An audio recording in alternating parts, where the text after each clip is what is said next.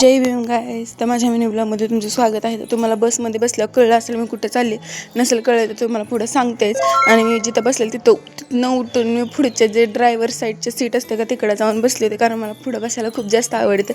So आम्ही आलो होतो फळवणीला, कारण आमच्या मामाच्या इकडं केळवण होतं आणि ह्या आमचा यश बघा कसा हिंडतो. आणि आम्ही इथं फुलं वगैरे तोडत होतो आणि हे गुलाब तुमच्यासाठी बरं का.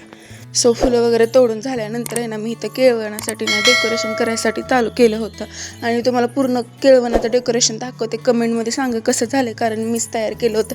तर छान असे फुलांचं डेकोरेशन वगैरे करून घेतलं होतं. आणि आता इथं बघू शकता तुम्ही, इथून रांगोळी फक्त मी काढली नव्हती.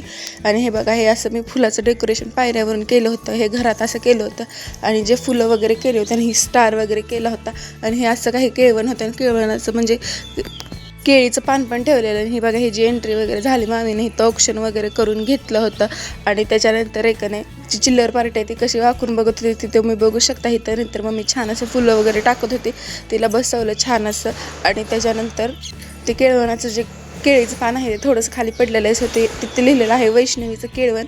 मामीनं तिला गिफ्ट्स आणलेली, साडी वगैरे सोती वगैरे दिली. आणि त्याच्यानंतर इथं बिर्याणी, चिकनची भाजी आणि भाकरी बनवलेली, छान असं तिला जेवायला बसवलं, जेवण वगैरे केलं. त्यानंतर आम्हीही जेवण केलं, छान असं बिर्याणी वगैरे खाल्ली. आणि त्याच्यानंतर आम्ही निघालो. आणि हा आमचा लास्ट परतीचा व्हिडिओ आहे. बसमध्ये बसलो, आजच्यासाठी एवढंच होतं. चला बाय, भेटू परत.